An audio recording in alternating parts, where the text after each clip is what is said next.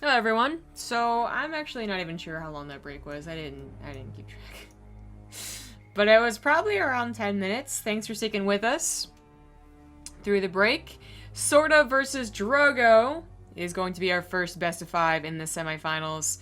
So the Semi-finals, you could say. 5-0s? Why is it 5-0s? It's the best of 5. You just said it. Oh, I was wondering where the 5 came from. Yeah, you're right. Okay, anyway. The loser of this is going to be participating in a fourth place match. So they're not out of the money yet, but the winner of this will be happy to know that they're in some money, at the very least. Of course, the other semifinals that we just witnessed getting completed is going to be Showtime versus Nurchio. So, of course, PvZs, as all of our Terran, are dead and gone.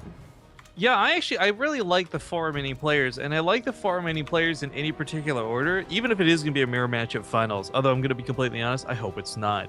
Don't know in which regard, though, who wins, who loses. We'll find out. As you said, it's a best of 5 kicking off for the World Cyber Arenas as the best of 5s begin in the bottom right side. It's going to be the blue Zerg player, SortOf. In the top left as the red Protoss. He's Drogo. Excuse me. So, right. Yeah, I would love these PvZs. You know, I wish there was a Terran, of course, but PvZ is a much better matchup than it was in Heart of the Swarm, in my opinion. I know a lot of people were complaining about Swarm hosts and Terran mech. What else are they complaining about? ZVZ. ZVZ was really boring. Roach versus Roach, after all. There's a lot of complaints, but for me, I really hated PvZ the most. I thought that it was something that I could cast blind, which I did at least once. You're probably one of the only people who can actually say that too. Like we should do that. You know, like there's like these caster challenges that kind of pop up every now and then, and no one really commits to them. But like that could be a caster challenge. One of us would be blindfold and the other isn't, and we try and cast the game together. Yeah. So like I can try and give you like I guess hints. It's almost like the whose line is that anyway? When what's his face is in front of the green screen, and they're newscasters. That might work for you because I feel like you might actually give it the old try hard, right? I would be like, I hear you say, "Oh, he's going for a 2-gate opening," and I immediately interject with, "Well, they must be proxied." I don't know. I don't think I would contribute very much. Is my point. Maybe. Anyway. Yeah, my point is that I thought that it was seriously just like run-of-the-mill, everything could be called way far ahead, so I guess I felt smart whenever I cast it, but I was never very excited. And while I guess some people are going to complain that the same thing's happening in Legacy the Void for any and all matchups, because, you know, there are definitely old standards, I really don't think it's as bad. I had a great idea about furthering this blindfold idea, right? We do it so it's like, I was going to say, and I realize now how obvious that this wouldn't work. I was going to say, what we should do is we should do it, but not tell the viewers which of us is blindfold and see if they can guess from our commentary. But then it reoccurs to me, whoever's observing is going to be very clearly blindfolded, and you're going to be in the middle of the fucking corner of the map. No one's going to know what's going on. We might be able to convince the third party to observe. There you go. Just set the camera on Fear Dragon or something. But anyways, the Adept just going to poke out for the time being. I gotta say, or ask you rather, Drogo, who has like classically done Stargate openings for pretty much the entire time we've seen him in Legacy of the Void, he's going for this like really fast resonating glaives. It looks like he's gonna maybe turn some gateways to go with these Adepts. How do you feel about his gateway control here? I haven't considered him a Stargate player in a while. You said Stargate, right? Yeah, well, I have, because it's just, I guess, for me, I always think back to every time we ever see Andeon, anytime those bigger maps are out, we would have seen Phoenix openers, we would have seen Oracle openers, and he's definitely changed since then. Like, I'm not going to pretend like, I'm not arguing that he hasn't. My question is, though, because I think we've cast more games of him doing that than not. So I think the games that led up to this round of 4, because he's in the semifinals, that's right, were all not Stargate openers. I think it was other people that are going for the Phoenixes. If I recall correctly, I actually could be completely wrong. Actually, in my mind, Drogo's become more and more of a Resident Glaives player. I don't know when that switch happened, but it did at some point. Personally, and you know, he got to the semifinals, so I have a lot of confidence in his play with a macro game. You know, just it's not like a mass all in with Resident Glaives. He's been fairly smart about pulling them back too. Again, I'm fairly certain I'm talking about the correct Protoss player that we cast. Like, he would run in, dip in with 8 Adepts, and then he would be like, okay, I'm not going to be able to take this, and then actually be, you know, wise enough to retreat, where a lot of the Protoss players will commit, and certainly overcommit.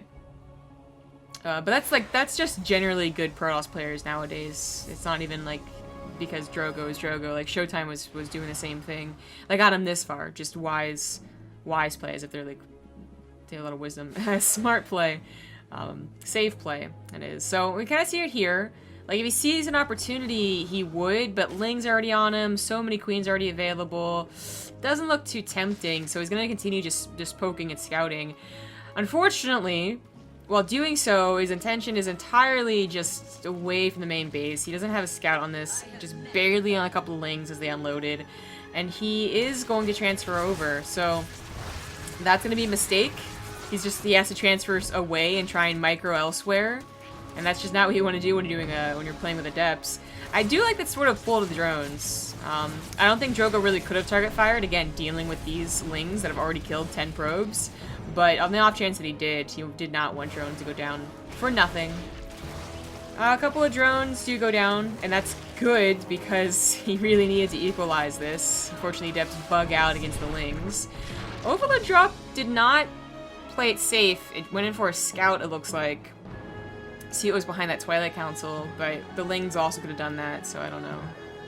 That's the second time I've seen someone just suicide the Transport Overlord, and you'd think that it'd be a worthwhile thing to keep alive and off to the side, but oh well.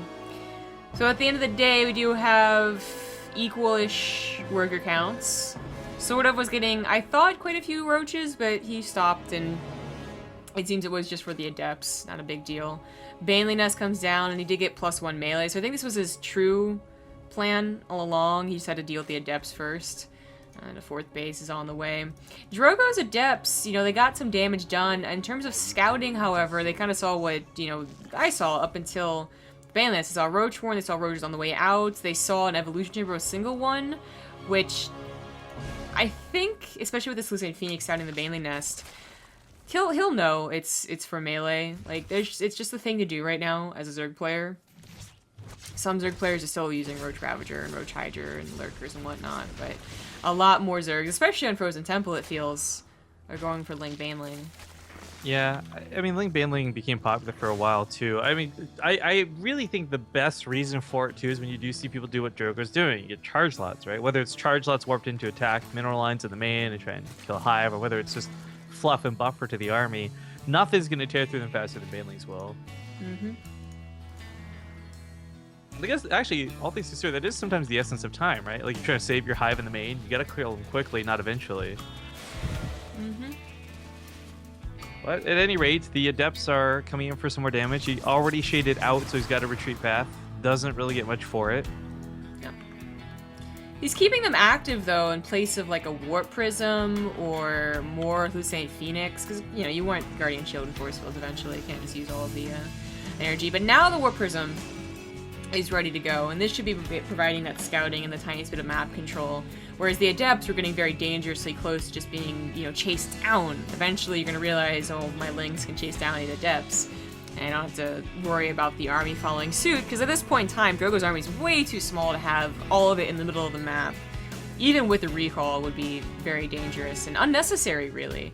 There's a point of time where you both realize it's a macro game, and the Zerg player is really the one that's going to start controlling the flow and pacing of the mid game, and all I can do is try and get a couple of drone kills, which he doesn't get. So it takes on the Lings. Very intentionally microing this. Lucid Phoenix scouts the 4th base and not much else. I don't think there's not much to scout right now except base counts and maybe SortOf could go for a fast infestation pit. Sorry, what was that?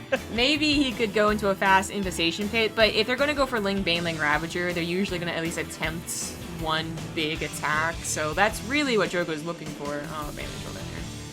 Yeah, he pulled away. I was going to say, though, I actually had totally spaced out and forgot. It was that new Gettysburg game Drogo played in the group stage that really impressed me with his force field control against Banelings, right? And he had lots of storms and other really good things going on for him. So I don't think this will be something he's going to be too worried about, but unfortunately right now his composition isn't quite there. I don't think he's expecting the attack this soon. No, you know, certainly not. sort of, Especially with moving out to expand like that. he didn't really make a ton of Flippin' Banelings, and he didn't wait for these Ling reinforcements. That so. recall was the best choice he could have made there. Yeah, especially because Lings were once again on his third base, bringing a total of 10 probes killed. Oh my god, no! Oh. Oh, shit. bugger! Yeah, Baneling's also going to roll off to the right side and kill most of the Zealots. He had a lot of Zealots, and that army supply just dips as they disappear. It's only 2 Immortals and an Archon, really. The attack on the other side of the map is so inconsequential because Drogo might lose everything here to SortOf's army. He is so close to holding it, though. This is, like, a little bit better positioning, realizing the army was coming and was ready to attack. And all of this, it could have been so much less damage, you know? Feedback's the Overseer, I love it. But the Ling's into the main base. At least there's a cannon there now. But look, I mean, sort of, this type of composition is always dangerously close to overcommitting. Oh, Archons is stuck. Oh, that sucks. It's always close to overcommitting. Ling start taking worse and worse fights against Zealots, you know, but I think sort of definitely did enough damage. He got everything just to be, you know, chaotic, first of all. So probes, 21 probes went down in total, 42 in total for this game, damn. And he broke the wall, so that's going to be hard to replace. I think he got the 7X core. He did, and Drogo has not realized that quite. I mean, he should have, because he's trying to warp in probably sentries, but maybe not. Maybe he's just building Zealots and High Templars, which he definitely can. That's a little funny. That's a little scary, too, though. It's a pretty important building to have. And you do want this wall off. Well, we came during the fight, but thank you to Hello Zergling for being the best Korean caster of the day. $5, says throwing a few dollars into the mod tournament prize. Well, thanks, PtitDrogo mods. What I'll say is actually hold that for now, guys. We're going to try and set up a match arena page, I think, for that later. So if you do want to contribute to a mod tournament prize pool, Riomar's already set up a really nice baseline prize pool. We'll open up a match arena page for them because we want to help our... If we can pay our mods back even a little bit, I'd be very, very happy to do that. Yeah. Well, the game continues, even though it's definitely not in Drogo's favor. Unfortunately, almost lost High Templar, turned into Archon last second. He never got to Storm, so I guess that was his plan anyway. But his natural base, having never rebuilt a wall, is going to be straight up killed, it looks like. And while Archons take a lot of those Baneling hits, and that's great, it's not enough to save the Nexus. Well, this has been a pretty tough game for Drogo, and every single time he comes out just a little bit worse off for it. If that War Prism was doing more damage, if it killed and slaughtered drones, you could be like, okay, well, maybe he can at least bring it back. But this is looking more and more bleak and more grim. Yeah, 59 drones, probes killed to the 21 drones. That's, it's a big difference. But you can see, like, every single point sort of would run out of Lings eventually, right? And if only he had been able to save that natural a bit better with that first attack, this would probably be in Drogo's favor. I like that Archon micro with the War Prism. Actually, I'm a little scared. SortOf is not getting good units. Right, here. he's just building Lings. But at the same time, it's There's no almost way. justifiable. Like, I don't think Drogo's going to have enough units that he can overwhelm him. It's surprisingly close. Like, if he has more Archons, which he can just barely afford, and more Zealots, SortOf is in a scary, like, you could throw this position. So he's sticking primarily on Lings and Banes because I think he's got upgrades for him. But I think if he identified that there weren't really Immortals anymore, Roshis would be a great alternative to this. I think the problem is that I mean, even Archons should he's starting to kill the Archons, though. He's starting to actually get the War Prism. God. That's pretty important. Does Archons have no health? Target fire the Archons! Oh my god. Archons, should they get on top of an army, destroy anything, Roaches, Lings, Banelings, whatever, but, I wonder if Brooklyn's kill the Archon. No, okay. They could have, if they focus fired. I know, it's like potentially, right? Kind of scary. Another War Prism? No, it's Militia Core. If he had another War Prism, I think that he is getting, again, like, dangerously close to bringing back this game on almost no probes, because the army supplies are still very similar. The upgrades aren't that bad, but without a War Prism, there you go. GG. And he wouldn't have been able to warp in much, mind you. Like, he was barely warping in an Archon and 3 Zealots at a time. That's a great first game, though. And that's best of 5 semifinals. So buckle your seatbelts, guys. We got more where that came from. Once again, thank you for tuning in and joining us for this. We don't want to play... I'm going to just stress this. We don't want to play ads between every series, but because the admins do literally take forever to make games, we may end up just doing that more. So... just know that we appreciate you if you watch them, and for those who don't like to watch them or have got ad block or whatever, just chill. Don't worry. We're not wasting your time. You won't miss any of the game action. So, see you guys here in just a couple of minutes. Thanks for sticking with us. It's game number 2 on New Gettysburg coming up. And in the bottom right, as the blue Protoss, he is Drogo. And his opponent barely up one, I will say. The bottom left side, it's going to be SortOf. Yeah, Drogo made a game out of that ending right there with his micro and, well, Archons. All things that had he had a minute earlier in this game might have made the biggest difference, but SortOf, I mean, that's kind of the trade-off. He attacked a little bit earlier with a little bit less, hoping to catch Drogo off guard, and it worked. In a different world, Drogo sees it, and because it's a little bit less, it doesn't work. I mean, I feel for Drogo in that game too, because that wasn't like you got cheese, and that wasn't like you didn't scout what was coming. It was really, it's just great timing out of SortOf that he choked him out with too. Like there really wasn't a moment to breathe. I feel like if Drogo had been given like just a 1 minute window of opportunity, Bray could have recovered in any part of that game. But SortOf really never let up with that aggression. I think that's probably the most dangerous part of what we saw. It's dangerous for him too, because at some point it looked like he was exhausting himself a little too thin. Right, yeah. There's definitely a couple points where if his lings weren't able to get into the bases, they would have not been very useful at all. You know, it was the fact that they were causing chaos that made them just barely useful enough, because otherwise they were getting destroyed by the Archons. New Gettysburg is another map where we see a lot of Ling Baneling Ravager attacks, because this is a wide open area. Even if they're trying to retreat into their third base, their natural's up for grabs, or vice versa. And if they do take an engagement even here, it's still like a wide open area, you know? And you want to get concaves on them. You want to just wrap around all of your units. So I know Drogo will be thinking about that and aware of that. He was very eager to get this game started. Probably didn't like how that game was so close, you know? He was like, damn, if only I had done X or Y, I definitely could have taken this fool. That type of thought process. This is a best of 5. As will be the other semifinals, the 3rd, 4th place match, and the finals.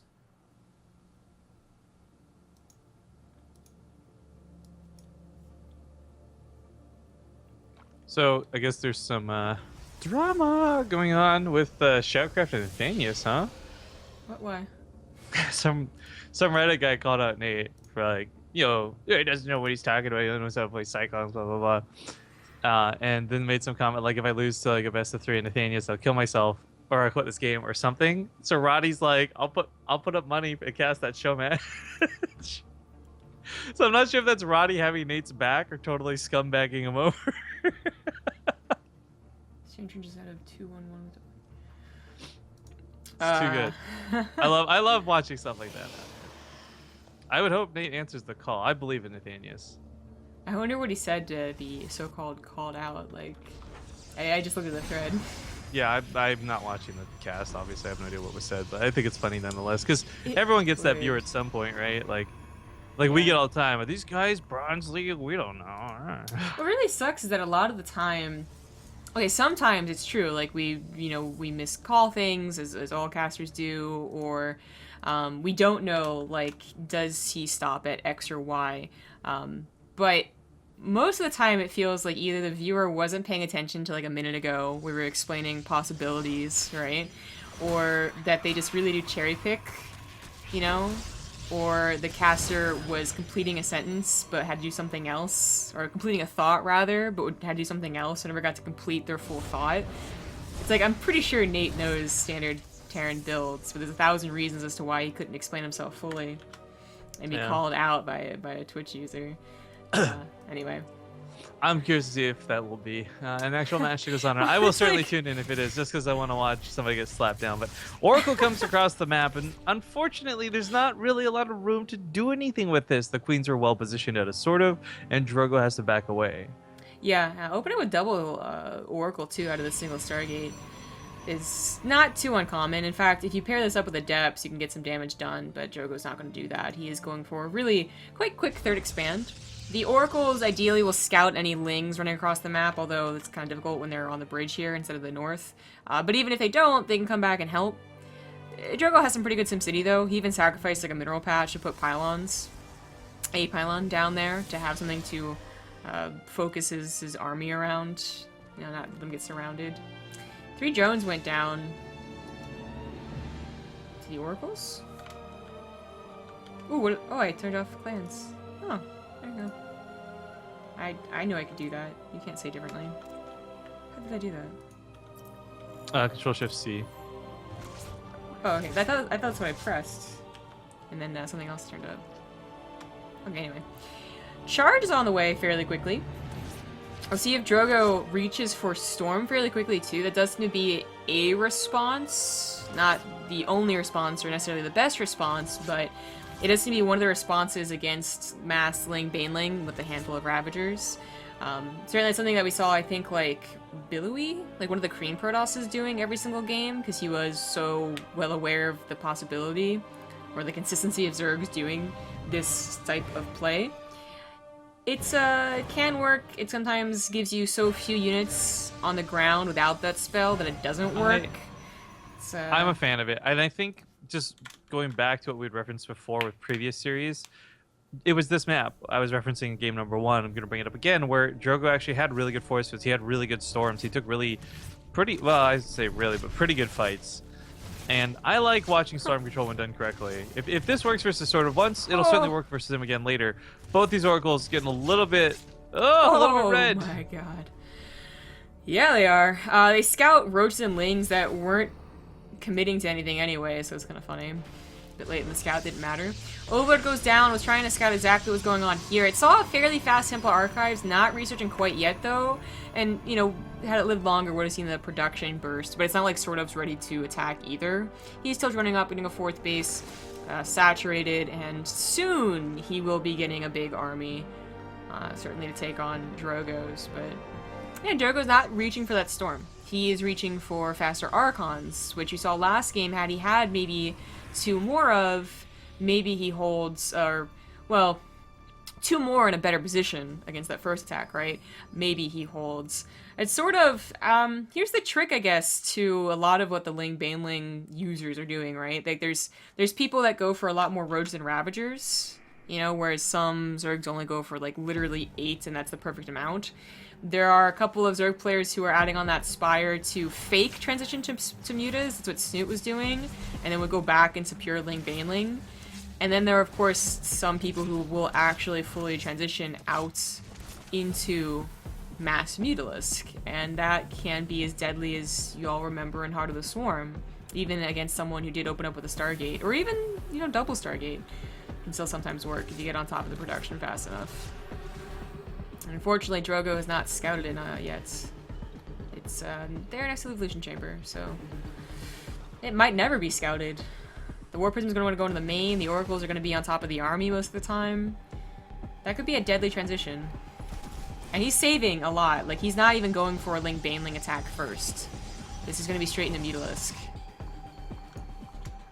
16 right off the bat. Oof.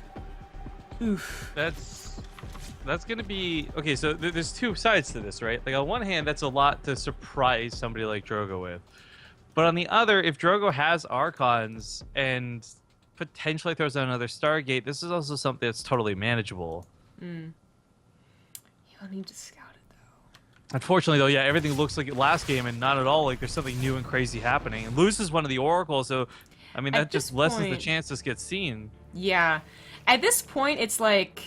You know, he sees how big the army is, kind of, with a revelation on a couple of Banelings, and it's you know, aren't you supposed to attack soon? Like, what's going on? So, like, I think in the next 30 seconds, Drogo would be like, okay, is it Invitation Pits, or what? And, well, unfortunately, that's about a minute too late to start thinking about what else Sort of could be doing. So Mutas come in here, Drogo is now just like, oh my god, he's fucking real. I guarantee you he used a curse word.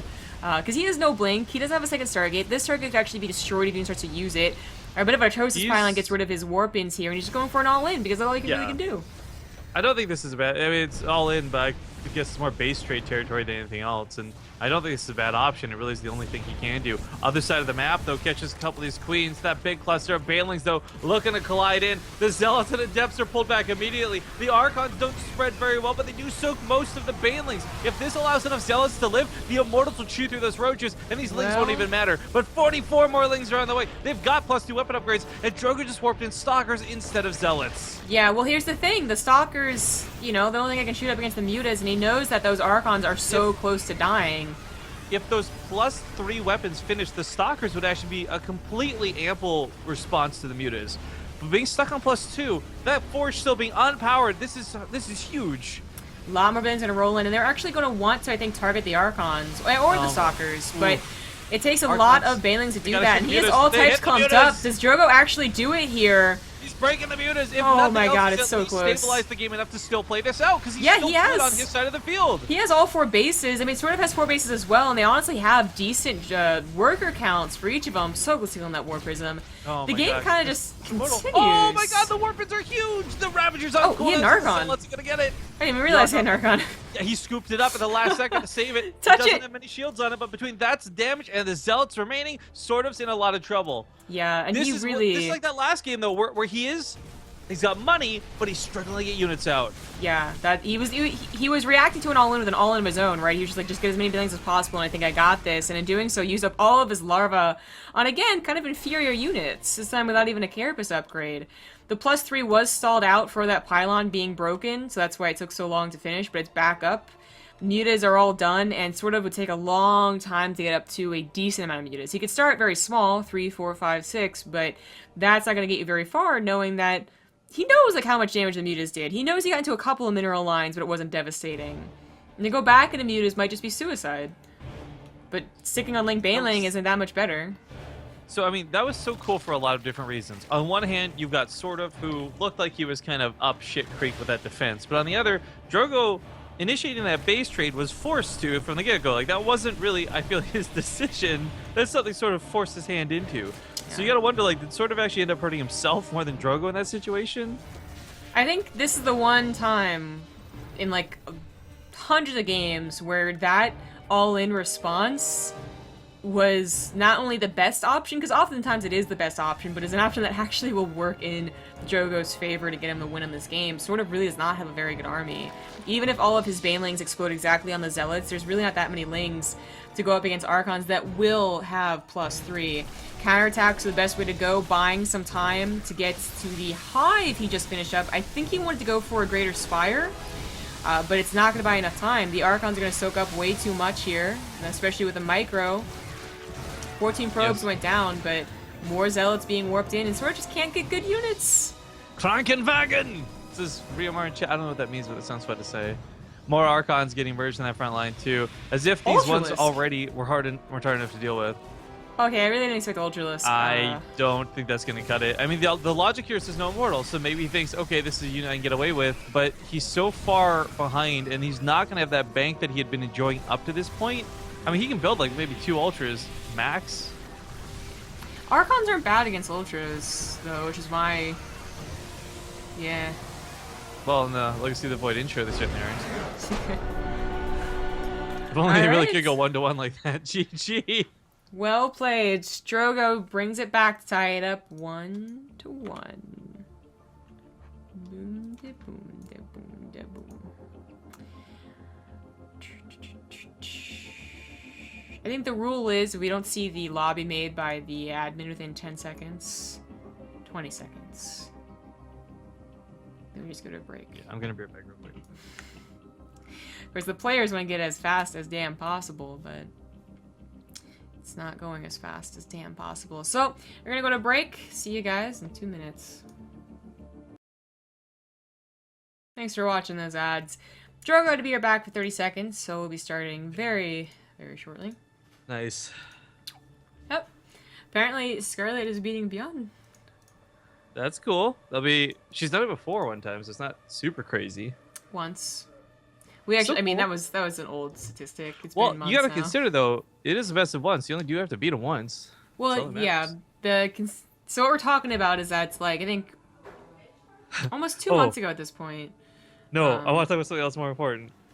Oh my god.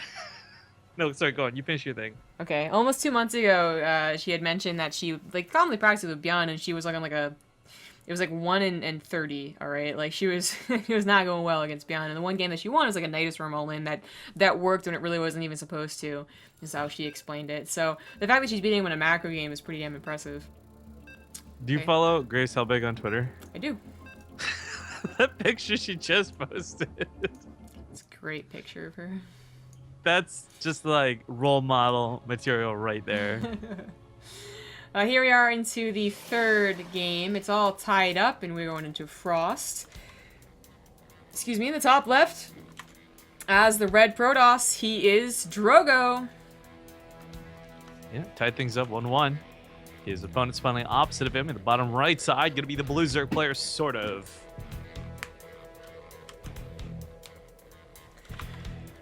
Well, both games with somewhat similar endings, except one went in favor of one and the other in the others. The mutas weren't a bad idea at all, but they could not be supported correctly, and honestly, the fact that Drogo so quickly went to Archons specifically probably won him that game, because he started off with not, he started off with 1, and then became 3, and then became 4, and then 6. That's a lot to soak up all those Banelings. Any attempt at using Storms instead of Archons probably gets rolled over. So I totally agree, but one of the things I find really interesting, though, was you mentioned, like, they were both pretty close games, and one went one way, one went the other.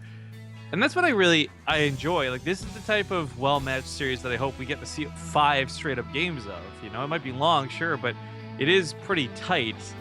If this was something more where it was like Adept All-Ins were winning, or just like Baneling Busts were like Shrekking Drogo, I don't think this would be a very interesting set of games. No.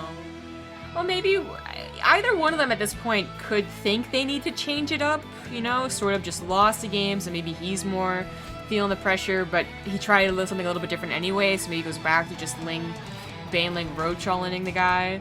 If this was different spawns, which shortly sort of will realize it's cross-spawn, maybe he goes to Roach Ravager all-in, which has killed Drogo in the past for sure, and even brought a little bit of tilting into him, but it's cross, so it's going to be a macro game. Drogo, as it is a best of 5 and it's tied up, could throw out an Adept all-in, something like that to change things up, but they're both very close macro games, so they also could seriously be thinking, well, if I change one thing, then I'm absolutely going to kill the other person, right? They both think the same thing, and ends up maybe going in Drogo's favor, maybe sort of, but it was so close that seriously one change thing could have made it go differently both games. I'm not sure what the other 2 maps are, to be honest. I'm pretty sure they vetoed Dasan Station, but that's all I got. Ooh, sort of goes for a Baneling Nest on 2 bases. This is nothing but it's a Baneling Nest, or Baneling Bust, like it should be anyway. Even if it gets a 3rd base, 1 Adept is not, a call for a Baneling Nest. You're not gonna be like, oh my god, I can't deal with this, let's have Banelings. It's not gonna happen. So this is going to just be an attempted secret Baneling Bust. So if you see a lack of a 3rd base as the Protoss player for a while, you're gonna be like, okay, I know what's up. But if you see a 3rd base, you might not be checking for the drone counts. You don't see the lings that sort of definitely hid. Drogo might think it's perfectly fine. Like, it's a regular build here. And his Adept Shade did not get close enough to see the Baneling Nest, which sort of was probably really afraid he would, but he didn't. And I don't even think he checked the natural to even have the possibility of noticing, like, wait a second, that's quite a few. That's too few drones. This might just be game over, because Drogo's going for like a really quick 3rd base. But, okay, so there's still time where he can cancel the 3rd and maybe get some sort of defense going, but yeah, it's not looking great. The immediate cancel. Oh, yeah. The Oracle could focus on these Banelings right now if you wanted to. In fact, that's exactly what he's going to try and do. No shift Q, though, so unfortunately wastes the shots. Pylon is going to go down. That is still a wall off, apparently, though, but it breaks the gateway and the Lings get in. But luckily, not too many actually get in. He puts that wall right back up. The Oracle's doing some serious rip. Recall it's energy-based, so the Pylons have to get back up, and they do. And Drogo might have just barely held thanks to that Oracle scouting fast enough right there. That's where it's scouted. Absolutely, and I want to point out, too, like, the emphasis is the 3rd base wasn't actually attacked. So you might say, oh, well, he should have canceled it. He have a 3rd base up right now. But if he didn't cancel it, he wouldn't have had the money to build these pylons, to get that wall back down, and to stop what was a potentially huge flood coming in for round 2. The Banelings and the main fish morphing in, but unfortunately, you need 2. 1 Baneling doesn't matter, so the Mothership 4 doesn't even bother chasing. She needs to get back out here to the main part of the base, where she can fend off these Lings. That overcharge going off of the main, I feel was kind of a waste. And I think it was as well. It's for 1 Baneling. Oh, he's got. Oh, the Cybercore's gonna go down. Uh-oh. Well, it's gonna delay Warp Gate, that's the word I'm looking for, which is something. Now, sort of, remember, he got a third base. He's gonna have excess minerals anyway. He can start droning and trying to make a macro game out of this, but this Baneling bust has failed. Warp Gate's done. Oh, Warp Gate's done? Never mind then. Oh, that's right, it was turning into Warp Gate. So he can't get any more sentries or stalkers, but he has the time now to rebuild the Cybernetics Core, as sort of was droning. Rebuild the Cybernetics Core. Man, this still is exactly the same path I think we've been taking for the last 2 games of the series. Scrappy to the point where sort of dedicated so much, but Drogo held on, so they're both in kind of an equal situation. I wouldn't say equal, I guess equal's like in air quotes here, but it's funny to see just how close this ends up leveling out afterwards. Yeah. Especially with the Oracles coming in for some drone kills. Drones start running away from the Spore Crawler for a moment. You're kind of like, no, dudes, that's your safety. Right. 6 drones went down, all important, as sort of really needed to very heavily get droned up here. So, Cybernetics Core does finally finish up, and while it didn't delay the Warp Gate, it did delay any, like, Twilight Council tech that he wanted to go for, or even a Robo, so he was relying a little bit on Stargate and Zealots. But Zealots were fine, because it was only Lings. No Banelings in addition. Thanks to Thaddeus1 for the 7-month resub, and Kral Hunza for the 15-month resub. It says, hi from Prague. Thanks for the great content and dedication. It's much appreciated. And thank you for tuning in for 15 months, apparently, good sir. Yeah. Actually, I know somebody who lives in Prague, and the architecture there is so, like, old school and cool. At least in the pictures I've seen. I'm not assuming the whole town looks like an old Roman. The whole town. Yeah, obviously not just that one section. Anyways, Overlord Speed finishes up, and I'm wondering if we'll see drops of any variety. I really like the idea of the Baneling drop when you do the 2 Banelings and a couple Lings to go with it. Yeah. But sort of hasn't really shown any of that. It's been a lot more upfront this entire series. A lot more like clumped up 100 Banelings. But we do have Lings segmented up to the north, so I'm thinking we might just get to see some of that action. He did do this on Frozen Temple. Oh, did he? I forgot about it then already. Yeah. Yeah, that contributed to the early game. Yeah, you're right. So yeah, I was gonna say, even if he hadn't already done it, it's way so worth to do it here. Regardless if you think Drogo's gonna see it or not, the attempt is, I think, always worth it, because, you know, in the grand scheme of things, it's not that expensive to get an Overlord drop. Banelings are the only expensive part, really, of it. This attack might look a little bit unorthodox. It's actually very... It feels like very hard to the Swarmy, but the Overlord drops end up saving SortOf here. Not because they're doing so much damage in the economy, because the force fields weren't abusable. You get into that position with force fields, they don't have drops, and it's game over. Well, Drogo doesn't have eyes on this coming to the main until just now. There's nothing in position. There's no cannon down to distract the Baneling, so he's going to warp in some units. Quickly, that turns the Overlord away. Yeah, he's not going to go for it if Drogo can see it. So SortOf is still in a pretty bad position. He didn't even have the lairs the entire time. It only just started. He had a macro hatcher, and he's now getting a 4th base, so he certainly can spend the money that he gets on 54 drones, but even that's not an ideal drone counts. By the time he's ready to push in with whatever he is going to push in with, and I guess it's still going to be Ling Baneling, Drogo's going to have Archons again, and a couple of Immortals, and if he doesn't have that, then he has plenty of force fields for getting sentries so early. Basically, SortOf is in a difficult position. Oh, a little bit of surprise here. Doesn't get too many probes. I thought maybe it was doubling up with something, but it was just the 1 Overlord attack. You're useless. Did the Oracle die? It did. Well, still not a powerful enough army to push into Ling and potentially more Banelings. And Drogo does not quite have scouting on the army either. Probably wants to throw in a Revelation, if he could. Hydralistan is on the way, and Infestation Pit, so I do like that he's not just going with Ling Baneling. I really think the timing just would be absolutely terrible for whenever he could get Mass Baneling. But what is this really going to be for? The Infestation Pit says Hive, really. Hydralisk Den says Lurkers, though, too. And it's not exactly like he's been banking a ton of money, although he did finally get up to 73 drones. So affording both would be a pretty greedy move, basically. He basically had, like, nothing to actually defend his bases with, but he'd be throwing a Hail Mary if they're going for both. His lips say no, but his eyes say yes. No. That's all I can think about when you're describing that. Infestation Pit so far not being used for very much. I think he saw this army almost move out and was a little scared, so maybe he'll add in a couple of infestors if he can afford it, but he really wants to be able to get to lurkers. Unfortunately, lurkers aren't that much better than Baneling Ling, to be honest. With how Drogo is getting such a good army so much quicker than SortOf is. Yeah, you know? I guess that's the thing too. We oftentimes look at the supply counts. You talk about the race and what is the supply number, but it's not even just the supply number, it's the type of supply. And if there's going to be a handful of lurkers, a handful of hydras, that's not so bad, but right now it's all just lings, and that's not so great. Hive is on the way, and he does need to advance to this. This is a point in time in a regular PvZ where you've done the lurker thing and it hasn't worked, and the Protoss is on 4 bases with a really good army. You need to get to Broodlords or something. Vipers, probably not Ultralisk. And he's not quite there yet, so Drogo could continue forcing the issue, even though lurkers are about to start and form. He could have cleared up all this creep, and he might even be able to take on lurkers if he gets a good enough concave.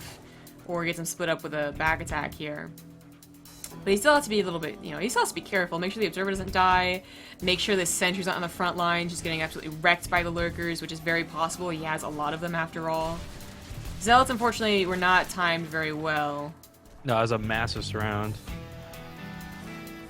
I do like this warp into the main, though. I don't believe this actually got seen, so while the push in the front definitely distracts, that's a lot of Zealots that go to the main base. That is not 4 Zealots, Zombie Girl. Oh, wow. And he's going for a huge Ling attack and a hidden base, but that doesn't leave much to defend.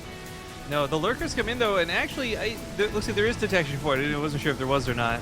Ooh. There's the Observer chilling right above all the lurkers. So the Archons that get hallucinated kind of distract some of the shots.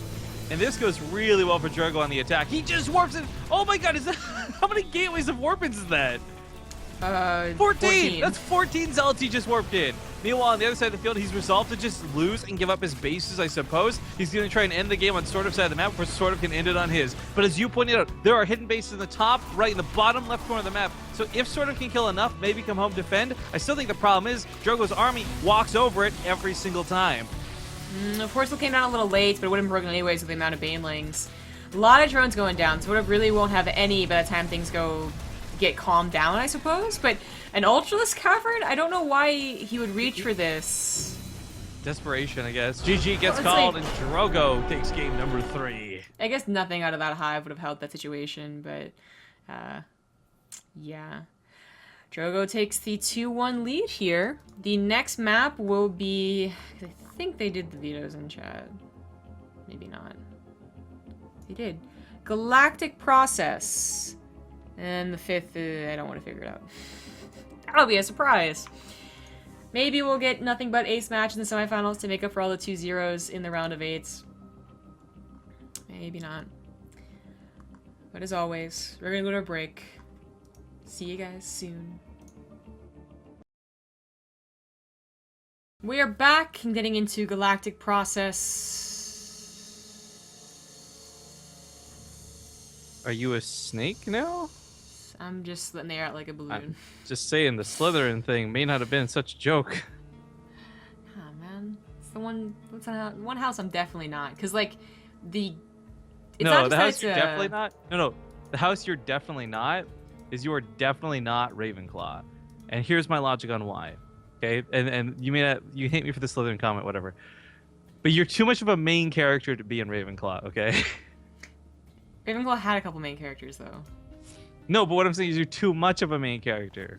I mean, like, for example... I see you trying to compliment me, but my defense of Harry Potter knowledge is getting in the way. Well, the logic's going to be applied to Hufflepuff, too. Like, Hufflepuff and Ravenclaw really are the B-teamers when it comes to, like, the superhero Harry Potter list. Yes, that's true, they are. It's all about the Slytherin and the Gryffindors, but... Ravenclaw, everyone forgets that, I think, Luna Lovegood was Ravenclaw, because she's just such a mystery. But she was pretty important. Cho Chang was not important. Cho Chang. Have you ever seen actually, never mind. I was gonna talk about a joke, but not now, because we're in game, and it's game number 4 in this best of 5. In the bottom left, as the Blue he is SortOf. Now trailing the series a little bit. On the other side, of course, it's going to be the red Protoss, PtitDrogo. Yep. All right, and for the mod tournament, we have set up the match arena page. So if you guys want to check that out, I made the command really obnoxious. Make mods great again. I don't know how many of the BaseTradeTV mods will get involved, but the idea is that anyone who does, we're going to try and make sure they get a split of the prize pool. So even if it means splitting it like 5%, 5%, 5%, 5% type thing, but we will give a little bit extra to the winners, of course.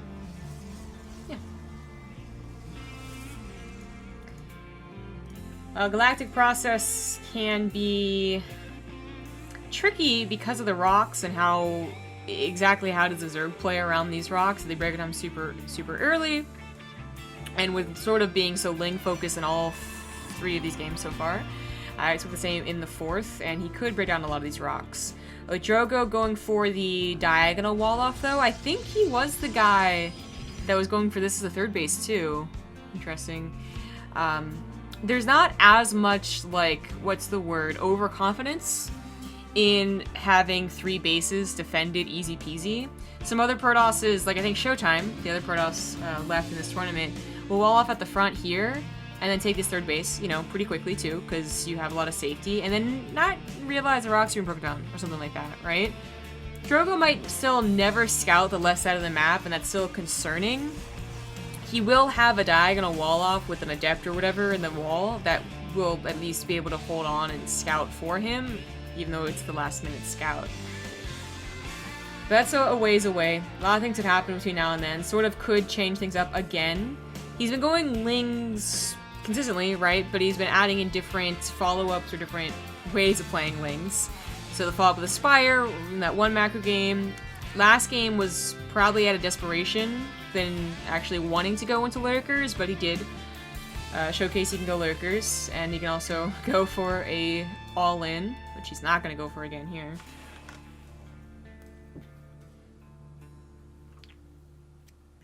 Galactic Process, not too popular for Protoss all-ins, I would say. It does seem to be such a tempting 3-base map when it is played, because it's surprisingly not highly chosen. It seems to just be like, let's hit the 3rd base. Not quite Dusk Towers, but it can be pretty damn safe. Unlike Frost, which I think is still a little tricky. There's a reason we see a lot of aggressive Protoss openers, shall we say, on it. Resident Enclaves is here, but that's not concerning at all.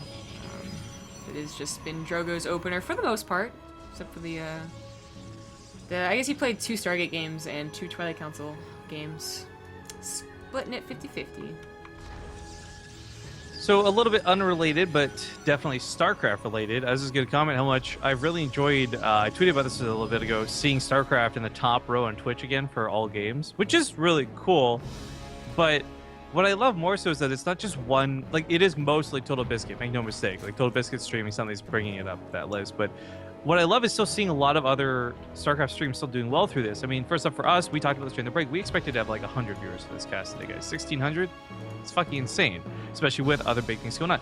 O-Gaming's got 1,700. TakeTV's got 1,600. We're all casting different events, too. Like, this is great to see. Of course, there's a couple of player streamers, too, but for the most part, it's great seeing so many different tournament streams casting different things, and nobody is getting super dicked over in viewership. In fact, if anything, I would rate the 3 of our viewerships, O-Gaming, TakeTV, and BaseTradeTV, about average, and Total Biscuit's just fucking insane. Either way, it's a good day for StarCraft, and I'm really happy about this. Like, it's such a dumb thing to be happy about, I guess, but for me, really stoked to see that be the case. Yeah. In fact, actually, as we're speaking this, we've just overtaken Overwatch. Wouldn't you know? Woohoo! Despite Overwatch having a very big tournament qualifier happening right now. Man, that bubble, though. Right? Shout out to Total Biscuit. Carry us harder, boy. So, a bit of a Ling drop. A Baneling is on the way, but a Ling drop is occurring right now. While Drogo is trying to attack, so once again his attention is conflicted. This happened in the first game, I believe. Yeah, the first game, Frozen Temple. So loses a couple of probes right off the bat. Drogo doesn't take a bad fight, however, on the front line. This is only 3 gateways, but he is making it look like more, basically, by saving the adepts that he did. Lings come in as well to the natural, but combined, not the most impressive amount of probe kills, whereas his adepts are getting drone kills in the fact that he's making make so many lings. Now, SortOf's on 50 drones. That's not bad. And whenever he does push this back, he'll probably make 15 right off the bat, you know? But it still is some time for Drogo to get his third base set up. Since his adepts aren't back at home defending, they do have to be doing fairly well in the offense. And so far they are. And the banelings come in, though. Oh, Jesus.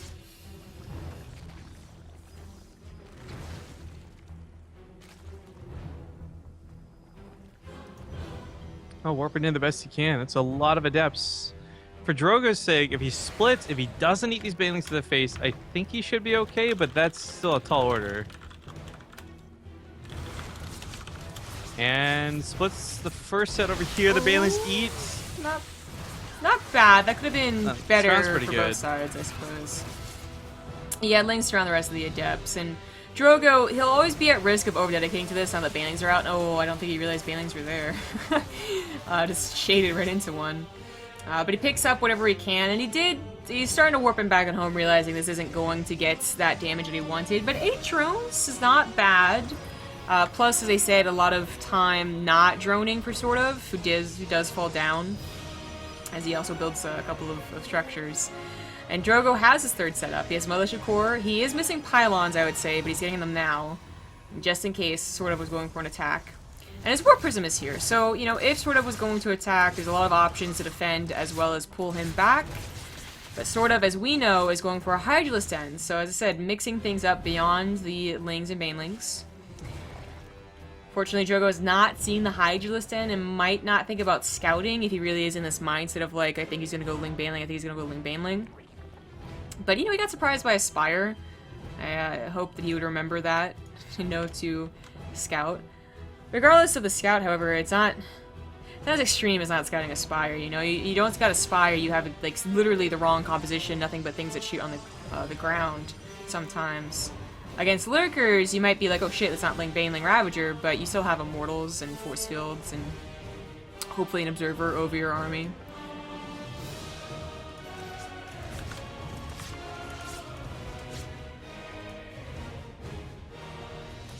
So I actually just thought this amazing phrase looking at that. You brought up that I kind of forgot the Overwatch tournament had such a big prize pool to it. Yeah, $50,000. But Total Biscuit is basically educating us all today that money does not outweigh passion.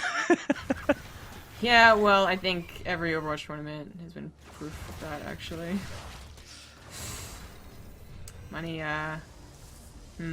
Everyone wanted to be the first Overwatch tournament that had big bucks. And congratulations, you all did it. Now what? Anyway. Love this type of drop. Talk about it. 2 Lings can add a lot of damage, whereas a 4th Baneling might not.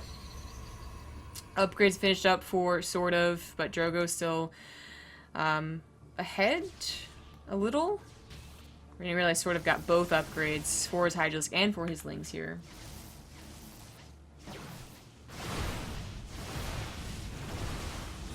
This is an interesting way to take a 4th base. Well, or not take a 4th base in that regards. Yeah. Drogo is attacking before SortOf's ready. It's a little concerning.